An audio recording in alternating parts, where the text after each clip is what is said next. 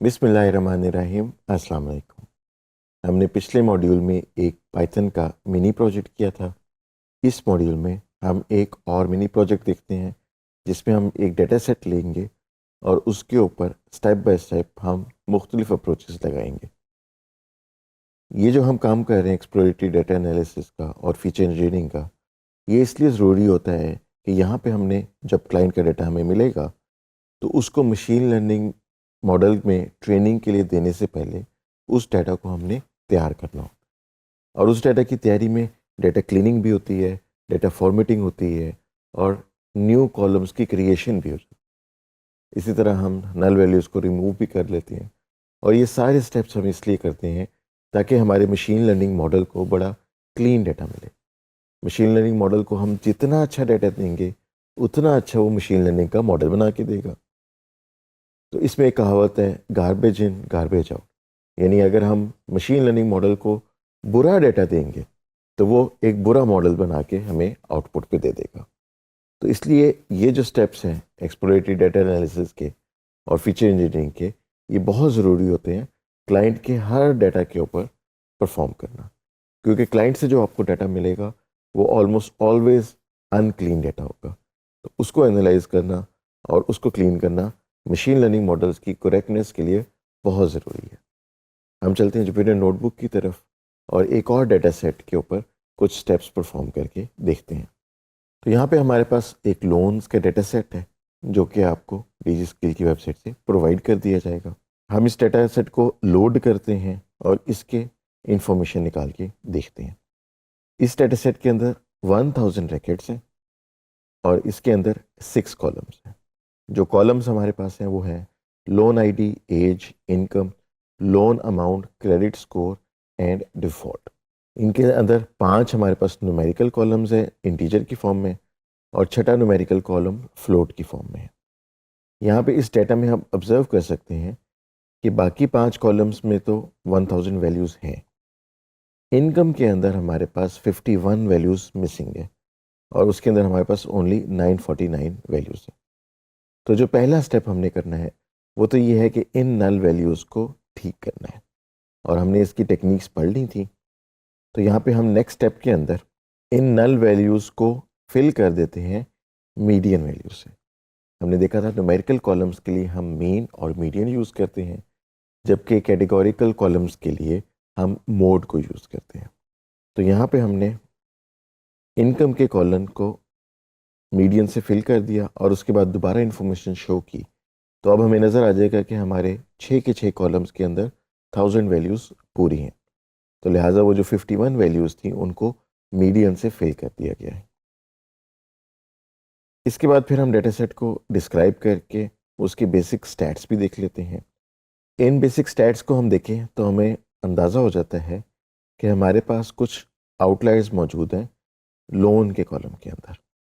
उसकी वजह ये है कि मैक्सिमम वैल्यू जो है 500,000 है, जबकि 75th क्वार्टाइल जो है उसकी वैल्यू 21,000 है।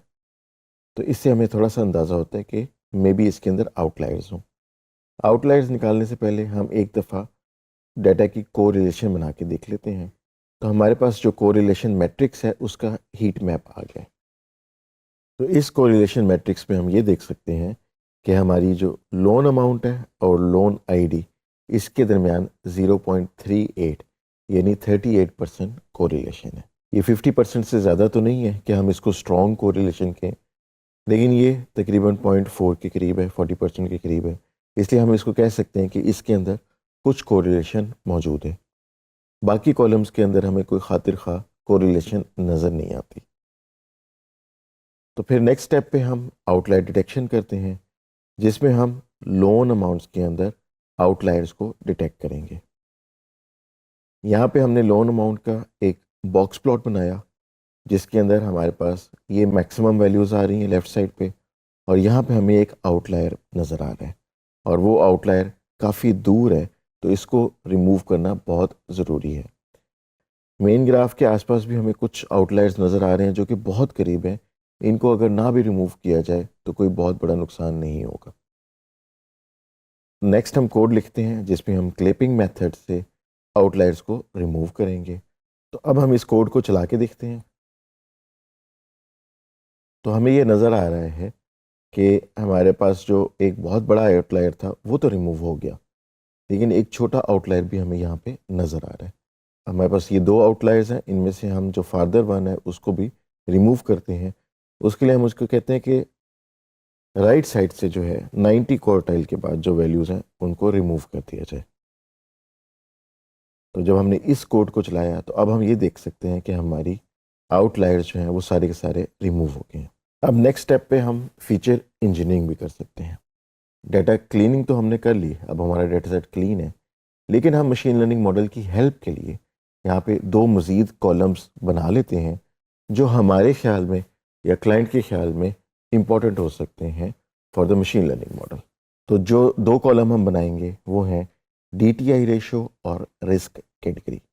DTI से मुराद है डेट टू इनकम रेशो, यानी लोन टू इनकम रेशो। तो पहले हम वो कैलकुलेट कर लेंगे कि DTI रेशो में हमारे पास लोन के अमाउंट डिवाइडेड बाय इनकम की अमाउंट है, और उसके बाद फिर हम लोगों की क्रेडिट स्कोर को कैटेगराइज करेंगे इनटू रिस्क लेवल्स। उसके लिए हम 5 कैटेगरीज बना लेंगे जिनको हम 5 बिन्स कहते हैं, और उनको हम लेबल्स दे देते हैं। तो इसके लिए हम यहाँ पे 4 कैटेगरीज बना लेते हैं जिनकी बाउंड्रीज हमने यहाँ पे 5 डिफाइन कर दी, और इन 4 कैटेगरीज के लेबल्स हैं हाई रिस्क, फेयर, गुड और एक्सीलेंट। तो इन 4 कैटेगरीज के बुनियाद पे हम एक नया कॉलम भी अपने डाटा सेट में इंसर्ट कर रहे हैं, और फाइनली हम प्रिंट करेंगे जो हमारी इनकम है और जो दो न्यू कॉलम्स हमने इसमें ऐड किए हैं उनका हेड लेके। तो यहाँ पे हमारे पास इन 3 कॉलम्स की पहली 5 वैल्यूज़ डिस्प्ले हो रही हैं, जिसमें हम देख सकते हैं कि हमारे पास इनकम्स आ रही हैं, उसके बाद डेट टू इनकम रेशो आ रही है और रिस्क कैटेगरी भी आ रही है। इस स्टेप पे हमारी जितनी भी फाइंडिंग्स हैं उनको हम समराइज कर लेंगे। तो यहाँ पे हमने उसकी समरी प्रिंट की, जिसमें हमें ये पता लग गया कि हमारे जो रिकॉर्ड्स हैं उनमें से 19.3% जो है वो हाई रिस्क हैं, 20.779 फेयर रिस्क हैं, 19.25 जो हैं उनकी गुड क्रेडिट रेटिंग है, 22.99% की एक्सीलेंट क्रेडिट रेटिंग है। तो इससे हमारा EDA और फीचर इंजीनियरिंग का काम कंप्लीट होता है। हमने इसका डाटा सेट लिया था और हमने पहले उसको क्लीन कर लिया, उसमें से नल वैल्यूज़ को फिल कर दिया, आउटलायर्स रिमूव कर दिए, और उसके बाद फिर हमने 2 ऐसे कॉलम बना दिए जो हमें क्लाइंट की तरफ से डोमेन एक्सपर्ट्स ने गाइड किया कि ये 2 कॉलम हम देखते हैं डिसीजंस करने के लिए, और मशीन लर्निंग मॉडल को भी इन 2 कॉलम्स को देखना चाहिए।